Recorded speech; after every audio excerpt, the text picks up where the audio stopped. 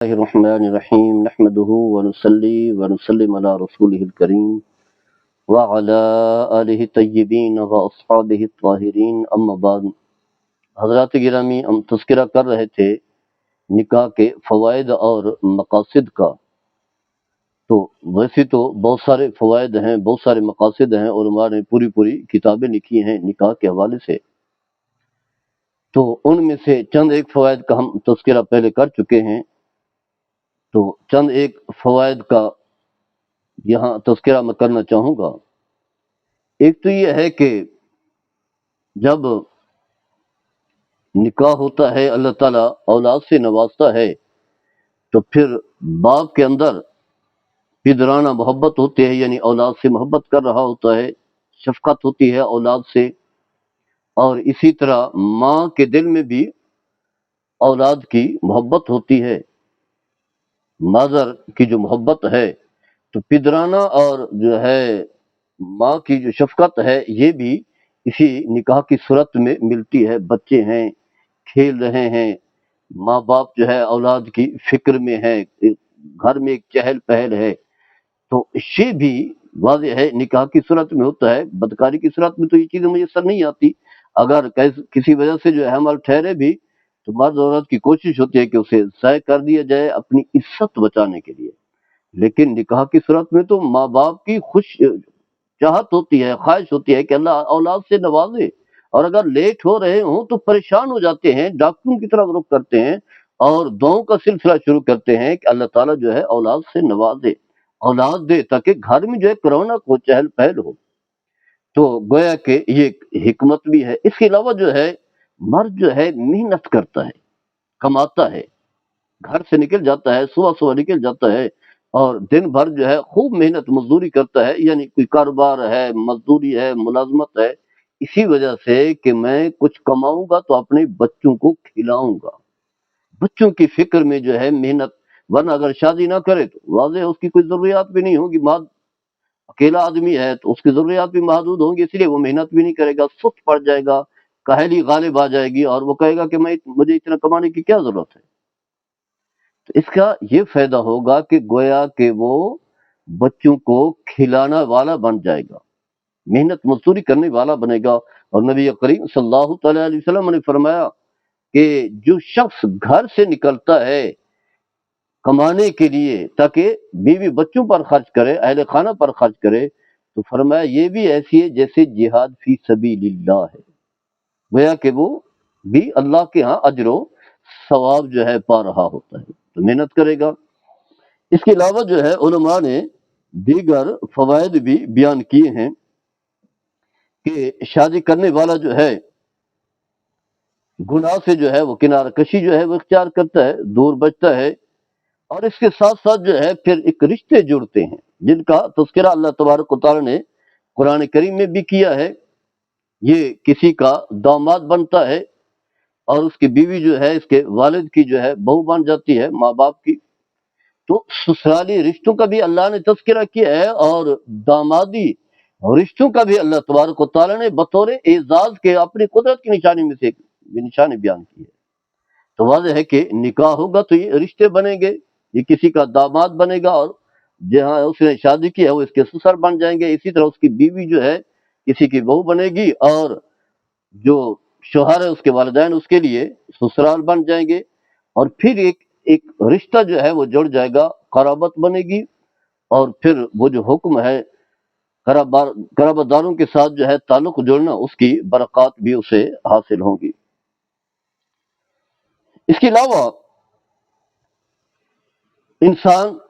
جب شادی کر لیتا ہے، اولاد ہوتی ہے، تو انسان کے اندر جو ہے ایک تقویت آ جاتی ہے، خاندان قبیلہ بن جاتا ہے، اور پھر کوئی شخص جو ہے اسے کوئی تکلیف نہیں دیتا، اذیت نہیں دیتا۔ ورنہ اکیلا ہو تو لوگ سمجھتے ہیں کہ یہ کمزور آدمی ہے، اس کا تو کوئی آگے پیچھے تو کوئی ہے نہیں، کوئی سہارا ہی نہیں ہے، اسی لیے جس کا دل کرتا ہے اسے اس پر ظلم ڈھاتا چلا جاتا ہے، تکلیفیں دیتا چلا جاتا ہے۔ اولاد ہو تو اولاد جو ہے وہ آگے کھڑی ہو جاتی ہے۔ اس کے علاوہ ہم دیکھتے ہیں کہ نکاح کی جو ہے دنیاوی برکات بھی ہیں اور اخروی برکات بھی ہیں۔ میرے آقا صلی اللہ تعالی علیہ وسلم کا بڑا خوبصورت فرمان ہے۔ آپ صلی اللہ تعالی علیہ وسلم نے فرمایا، نکاح من سنتی ومن راغب عن سنتی فلیس منی، آپ نے فرمایا نکاح میری سنت ہے، فرمایا کہ جو شخص میری کسی سنت کو چھوڑ دیتا ہے اس کا میرے ساتھ کوئی تعلق نہیں ہے۔ گویا کہ نکاح کرنے والا جو ہے نبی کریم صلی اللہ تعالیٰ علیہ وسلم کی سنت کو اپنا رہا ہوتا ہے، اور پھر سنت کو اپنانے کی بڑی برکات ہیں، سنتیں چھوڑنے کا بڑا گناہ ہے، اپنانے کی بڑی برکات ہیں۔ آپ صلی اللہ تعالیٰ علیہ وسلم نے فرمایا کہ کل امتی یدخل الجنت الا من ابا، میری امت کے سارے لوگ جنت میں جائیں گے مگر وہ شخص کے جس نے انکار کیا، جس نے ابا کیا۔ تو عرض کیا رسول اللہ من ابا، انکار کرنے والا کون ہے؟ تو آپ صلی اللہ تعالیٰ علیہ وسلم نے فرمایا من اطاعنی فقد دخل الجنہ ومن عصانی فقد ابا، جس نے میری اطاعت کی، میرے طریقوں کو اپنایا، میری سنت کو اختیار کیا، وہ میری اطاعت کرنے والا ہے، اور میری اطاعت کرنے والا جنت میں داخل ہوگا، اور جو میری نافرمانی کرتا ہے، میرے طریقوں کو چھوڑ دیتا ہے، فرمایا وہ انکار کرنے والا ہے۔ تو گویا کہ انکار کرنے والا پھر جنت سے محروم رہے گا۔ تو نکاح کو چھوڑنے والا جو کہہ دے، ہمارے ہاں بچے نوجوان جو ہے وہ کہتے ہیں ہم نے شادیاں نہیں کرنی، وہ سمجھتے ہیں کہ شادی شاید کوئی بوجھ ہے، کوئی ذمہ داری ہے، جیسا کہ مغرب میں ہے، عالم کفر میں ہے، واضح ہے ان کا تو نہ اخلاقیات سے تعلق ہے، نہ غیرت سے تعلق ہے، نہ حلال حرام کی پہچان ہے۔ مسلمان کے لیے جو ہے ہر چیز کے لیے جو ہے قیودات اور پابندیاں ہیں، حرام سے بچنے کا حکم دیا گیا ہے اور حلال اختیار کرنے کا حکم دیا گیا ہے۔ جانور ہے، گائے ہے، بکرا ہے، اونٹ ہے، بیل ہے، اس کا گوشت جو ہے بڑا قیمتی ہے، لیکن اسلام یہ کہتا ہے کہ جب انہیں ذبح کرنا ہے تو تکبیر پڑھنی ہے، اللہ بسم اللہ اللہ اکبر کہنا ہے۔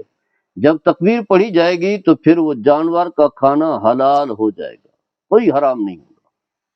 لیکن اگر ذبح کے بغیر جو ہے کھا لیتا ہے تو اس کے لیے حرام ہے۔ اس لیے مسلمان دیکھتا ہے پہلے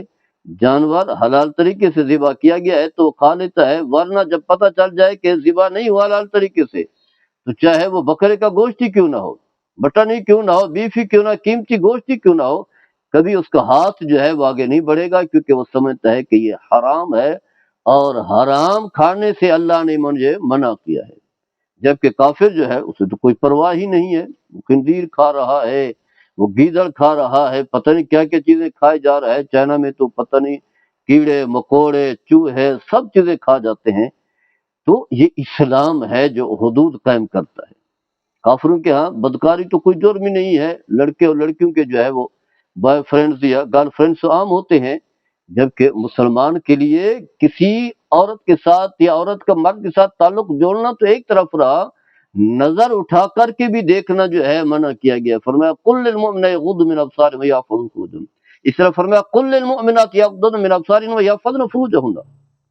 مردوں کو حکم ہے کہ اپنی نگاہوں کو جھکا کے رکھیں اور اپنی شرمگاہ کی حفاظت کریں، اور یہی حکم جو ہے عورتوں کو دیا گیا ہے۔ تو لہذا نوجوان جو ہے وہ چاہتے ہیں کہ نکاح کیوں کرے، ذمہ داریاں ہوں گی، تو اسی ذمہ داریوں کے فکر میں جو ہے وہ گناہ میں مبتلا ہو جاتے ہیں، جبکہ ذمہ داریوں کی الگ برکات ہیں۔ اللہ تعالیٰ نے آپ کو طاقت دی ہے، جوانی دی ہے، ہمت دی ہے، بہت سارے کام کر رہے ہیں، تو یہ بھی کام کرتے رہیں، اور یہ کام بھی آپ کی ذمہ داری کا حصہ ہے۔ جس طرح ویسے آپ کام کاج کرتے ہیں تو یہ بھی اسی زندگی کا حصہ ہے، جس طرح باقی کام کرنے میں آپ کو راحت اور سکون ملتا ہے، کما رہے ہوتے آپ کے پاس وسائل آتے ہیں تو آپ خوش ہوتے ہیں، اسی طرح نکاح کرتے ہیں، اولاد ہوتی ہے تو اولاد کی بدولت بھی ماں باپ کو بڑی خوشی ملتی ہے اور راحت ملتی ہے۔ کوئی باپ کہہ کر کے پکار رہا ہے، کوئی ماں کہہ کر کے پکار رہا ہے، پھر اس کے ساتھ جڑے ہوئے کئی رشتے ہیں جو خاندان میں جو ہے خوشی اور راحت اور برکات کا ذریعہ بن جاتے ہیں، اور حقیقت یہ ہے کہ اللہ کی رحمت کا نزول الگ ہوتا ہے۔ اس کے علاوہ نبی کریم صلی اللہ تعالیٰ علیہ وسلم نے فرمایا من احیا سنتی فقد احبنی من احبنی کان معی فی الجنہ، جو شخص میری سنتوں کو اپناتا ہے وہ مجھ سے محبت کرنے والا ہے، اور مجھ سے محبت کرنے والا میرے ساتھ جنت میں داخل ہوگا۔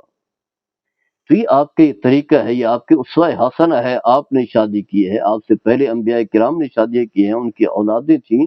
جن کی اولادیں نہیں ہوتی تھی اللہ کی بارگاہ میں دعا کیا کرتے تھے۔ حضرت زکریا علیہ السلام نے بارگاہ خداوندی میں دعا کی،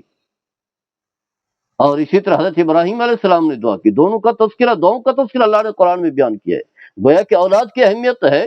اور وہی بھی بتایا گیا یارثونی، تاکہ وہ آگے سلسلہ نسل جو ہے وہ آگے بڑھے۔ اور پھر صحابہ جو اللہ کے منتخب لوگ ہیں، جن سے اللہ جو ہے وہ رضی اللہ عنہ ورضوا عنہ، پھر اسی طرح جو اہل اللہ ہیں، صالحین ہے۔ ہاں چند حالات بتائی گئے ہیں کہ اگر انسان جو ہے اخراجات پورے نہیں کر سکتا، بیوی کے اخراجات، پھر اس کے علاوہ جو ہے ایک سالمانہ اس کی فطرت ہے، ذہنیت ہے، بیوی کو تنگ کرے گا، گالی گلوچ کرے گا، مار پیٹ کرے گا، تو پھر منع کیا گیا ہے کہ وہ شادی نہ کرے۔ واضح ہے کہ کسی کو اذیت و تکلیف دینا، بیوی کو مارنا، کسی بھی مرد عورت کو، یہ تو بہت بڑا گناہ ہے۔ تو اگر نکاح کی صورت میں گناہ میں مبتلا ہو رہا ہے، غلطی میں مبتلا ہو رہا ہے، جرم کا ارتکاب کر رہا ہے، تو پھر منع کیا گیا ہے، ورنہ نکاح کی بار بار جو ہے وہ ترغیب دی گئی ہے۔ بہت سارے فوائد ہیں، بہت سارے مقاصد ہیں۔ اللہ تعالیٰ ہم سب کو شریعت کے دائرے میں رہ کر کے زندگی گزارنے کی توفیق عطا فرمائے۔